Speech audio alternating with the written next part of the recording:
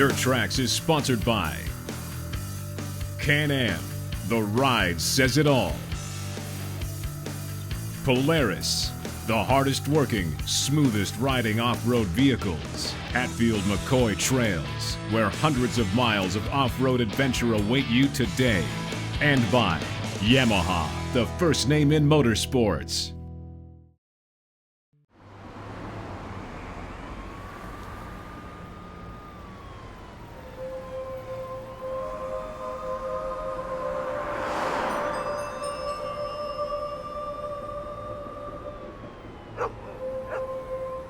Scrambling for bigger guns and heavier firepower is the name of the game these days. Each side has been feverishly tinkering away trying to find that last ounce of power to outdo the others.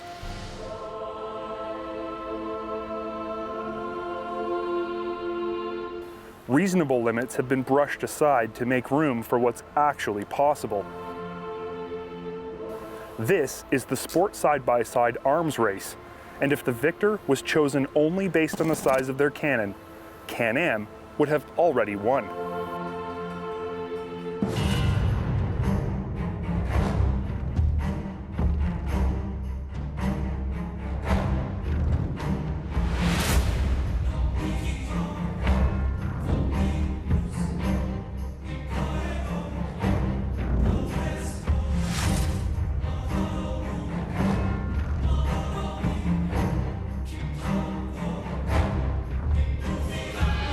But having a bigger gun doesn't always mean inevitable victory.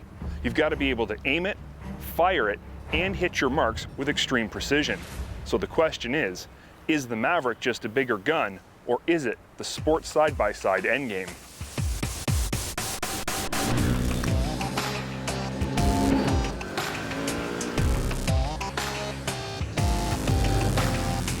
At 101 horsepower, the simple truth of the matter is that the Maverick had better feel good when you hold it open. And it doesn't disappoint. From a standstill on dry pavement, the Maverick will actually pull its front wheels off the ground. As the clutches continue to pinch Kevlar harder and harder, all of those 101 ponies keep pulling you back in your seat till you look down and realize you're doing well over 70 miles an hour.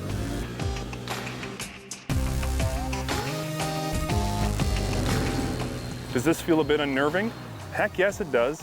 The Maverick is the first side-by-side I've ever driven that accelerates so fast, I often find myself going faster than I intended to when it comes time to stop. Lucky for me, the Maverick is more than just a big motor. Its superb ride and handling characteristics have saved my bacon more than once. With great power comes great responsibility, and the Maverick is as responsible as they come in the ride and handling departments. Its 14 inches of front and rear travel are damped by an excessively massive set of Fox coilover remote reservoir piggyback shocks, soaking up hits like a ShamWow and transferring nearly zero impact to the driver. Whoops and sharp edges are where the Maverick's all-new torsional trailing A-arm rear suspension really shines. You'll find yourself bracing for chassis rebound and rear-end pogoing that never happens.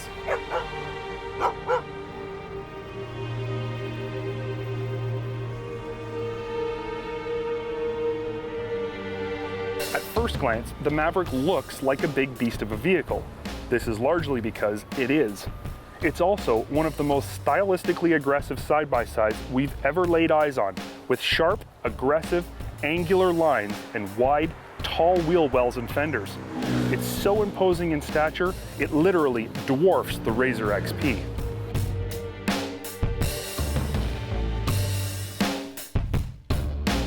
There's only two things about the Maverick we're not 100% on board with. Its upright seating position, borrowed from the more recreational focused Commander, is not ergonomically correct for hard, pure sport riding.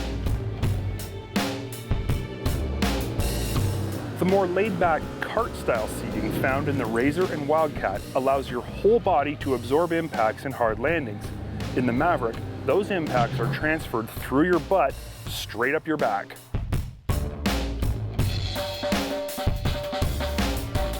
It's mind-boggling to think that Can-Am would produce a vehicle this wide, with this much travel, capable of so much speed, so focused on ultimate performance, and then not include power steering. It handles fine at trail speeds, but you'll be sore after an afternoon of winding through slower, tighter trails. You'll also find you're holding onto the steering wheel extra tight so it doesn't get ripped out of your hands when one of the super widely spaced wheels grabs a rock or root on the side of the trail. So is the Maverick just a bigger gun designed to blast the competition into oblivion? We don't think so. We think the Maverick is more of a laser-guided missile wrapped in the industry's most innovative side-by-side chassis.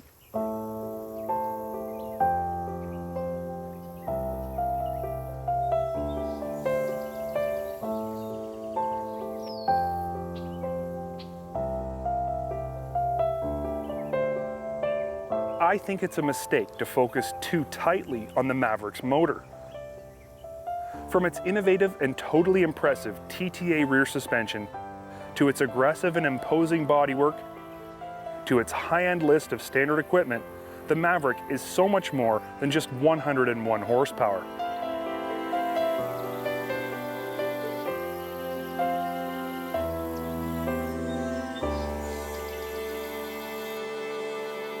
Don't get me wrong, it's not without its faults, but that 101 horsepower goes a long way in making up for some of them. In fact, you'll pretty much forget about anything you don't like the second your right foot hits the floor. Its 101 horsepower and 14 inches of travel exceed our expectations. Its upright seating position and lack of power steering are more of an annoyance than anything else, but are more than made up for by class-leading ride and handling characteristics. All this adds up to one very enticing and exciting pure sport side-by-side. At some point in your ATV and side-by-side experience, you will require a trailer to haul your toys. The question you must ask yourself is this: what trailer will most precisely fit my needs and budget while still hauling my rides in style? There's hundreds of different trailer variations and dozens of manufacturers ready to compete for your business. Before you run out and buy a trailer that's too small, too big, too heavy, or not well made, let us give you some insight into what we think an ATV or side-by-side owner should look for in a trailer purchase.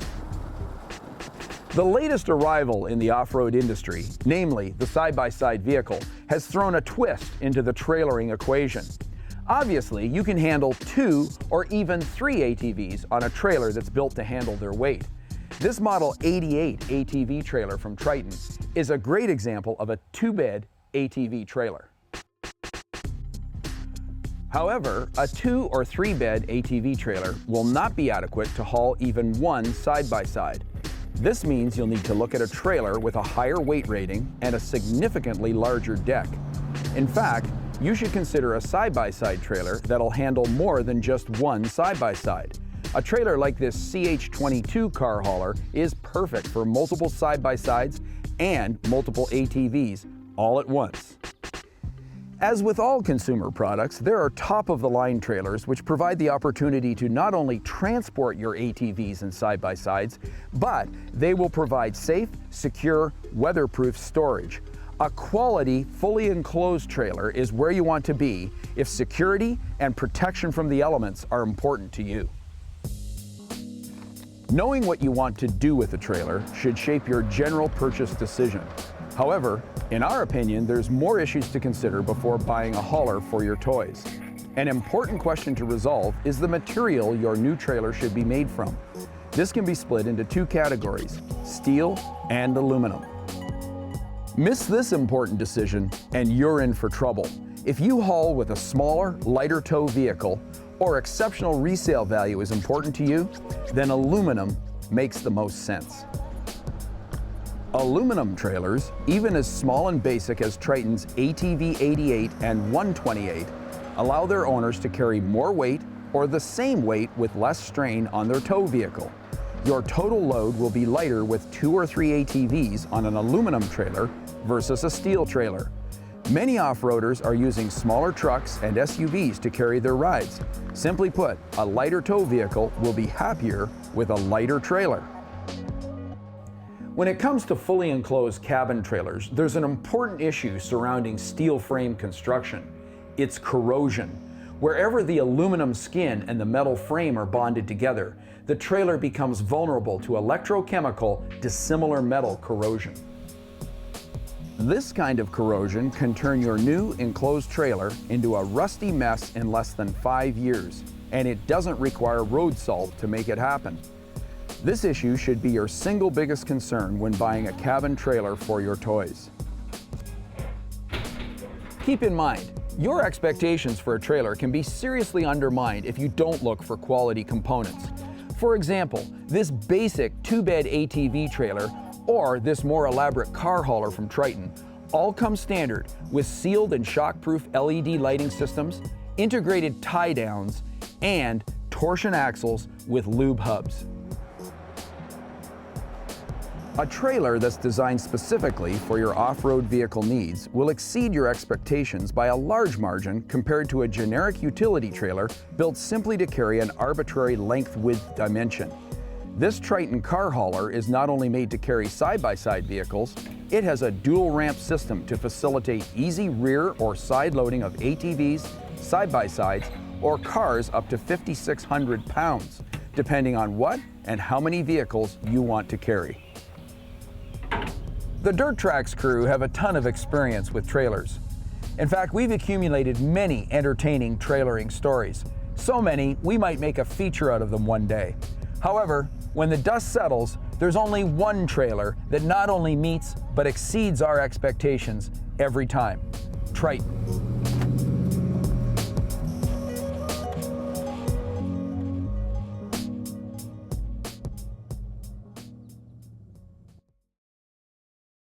This season, our Dirt Trax project has strayed a little bit from what we typically do.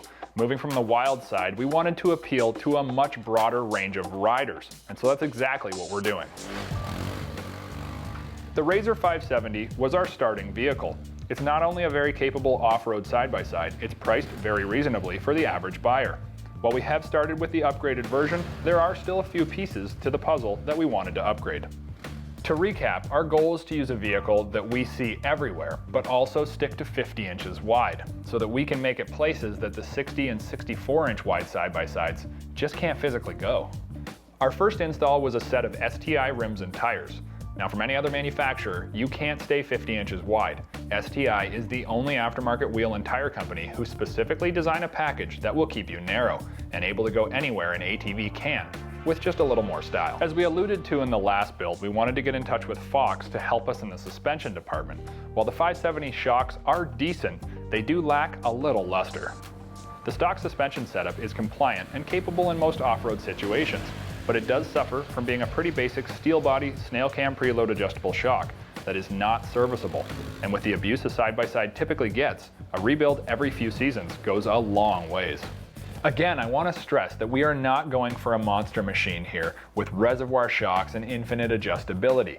We want to gain a better ride, better adjustability, and the option to service these shocks down the road. Fox does offer a great service where you can send them your OE-equipped Fox Shox, and for a fee ranging from $250 to $550, have them modified with different stages of compression and rebound component upgrades. But these stockers are basic and not from Fox, therefore not able to be upgraded.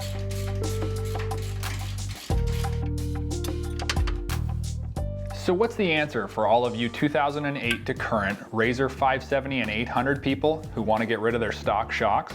Well, Fox, in conjunction with Carl's Cycle Sales, has put together a beautiful set of 2-inch aluminum body shocks with 5/8-inch chrome hard shafts and 2.5-inch springs. As I mentioned, this package has been custom set up by Carl's Cycle with exclusive valving and springs to deliver a much plusher ride with better bottoming resistance. While the specs on these shocks are very important, the real beauty is the threaded spring preload adjuster and the fact that these are completely rebuildable, meaning that you can service them for many years to come and they'll keep you riding just as good as the first day you put them on. The installation process is very simple and can be accomplished by pretty much anyone who feels comfortable with a wrench and a socket set. Because there is no reservoir and no external clickers for adjustment, you really can't mess the install up. I can tell that we improved the ride quality right away, but we also improved the dependability. Now the true test isn't just sitting here and looking at these pretty shocks, it's to take this 570 out and show it a good beating. Set up for a plush ride through the chop, I feel the smoother compliance in what typically sends chatters through the frame and into the steering wheel. Cornering is still stiff enough to keep the body from rolling, yet squats the rear end enough to give solid outside grip and hook up the rear wheels. One of the big noticeable improvements is bottom out. Contrary to the stock shocks, the Foxes really ramped up when getting close to the end of their usable travel, and with the help of 2.5-inch springs, truly resist the typical harsh bottom out bang that we're all too familiar with. At the end of this install, I really feel like we changed the characteristics of the 570. We improved trail speed compliance, we significantly reduced bottom out, and we added the ever important serviceability. And we did this all for under $1,000, which in my books is money extremely well spent.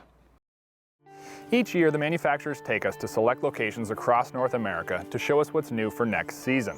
And today, we're just outside of Albany, New York with Can-Am to show us what's new for the 2014 model lineup.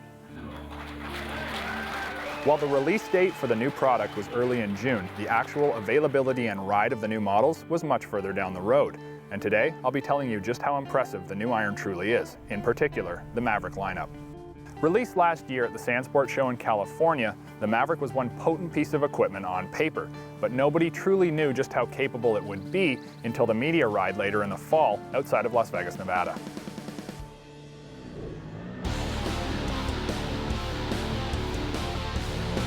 Hoping the cockpit was all the Maverick would borrow from the Commander, we were not disappointed, as 101 horsepower blended seamlessly with the all-new virtual 5-link rear suspension and extended travel front double A-arm to create a severely potent sports side-by-side. Add 2.5-inch Fox piggybacks on all 4 corners, and the bar had officially been raised. While the Maverick has made huge impressions in the side-by-side world, many are waiting for the 4-seat version that was alluded to at the Maverick's original introduction.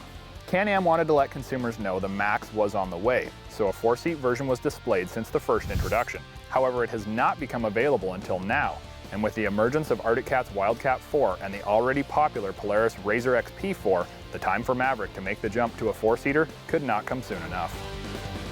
For 2014, Can-Am is offering 2 versions of the Max, both featuring the 1000cc Rotax that pump out 101 fire-breathing horsepower, industry-leading by a long shot.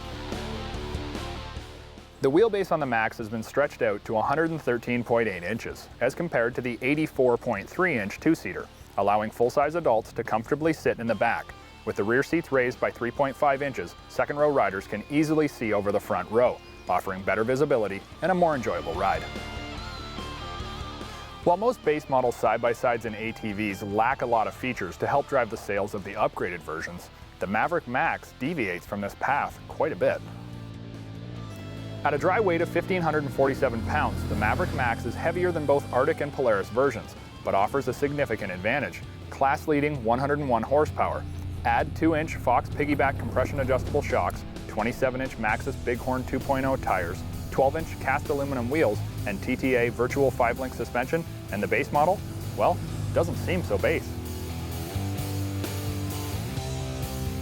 And moving even further away from base model categorization is the luxury version Max XRS DPS. Bells and whistles all included here. Tri-mode power steering, quick engaging Visco-Lock QE differential, beadlock wheels, custom steering wheel and graphics package, including custom X seats, would be enough, but the real cream of the crop is the Fox Podium X RC 2.5-inch piggyback shocks with dual speed compression, rebound, and preload adjustability.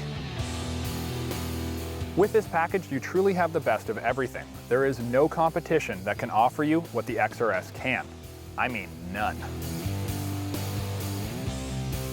With the combination of 101 horsepower, a 113-inch wheelbase, power steering, and the absolutely incredible RC 2.5-inch fully adjustable shocks, you can slay the trail. Nothing else feels this smooth, this fast, or this stable. Can-Am sets the bar so high, I don't know what the competition's answer is going to be. And as if the Max wasn't enough new news, Can-Am also wanted to let the industry know that they mean serious business, so the 2-seater has received some serious tweaks. Going head-to-head with the RZR S model, the Maverick XXC is a 60-inch wide version for riders who like it a little tighter between the trees.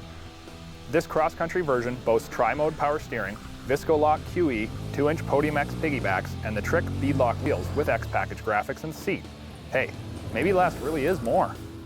Offering a narrow version flies in the face of the competition who have had a stranglehold on the Pure Sport 60-inch wide class. Oh, and the XXC? That's not all that's new. The XRS Max version is so cool, Can-Am knew they needed to offer it as a two-seater.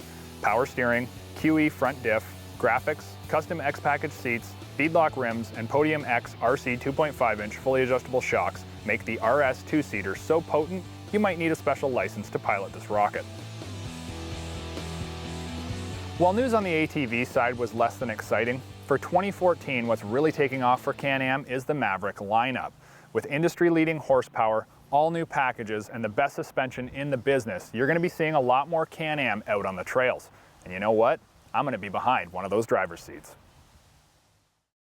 Dirt Trax Television has been sponsored by Polaris, the hardest working, smoothest riding off-road vehicles. Can-Am, the ride says it all. MBRP Performance Exhaust, making power with MBRP. And by Arctic Cat, share our passion.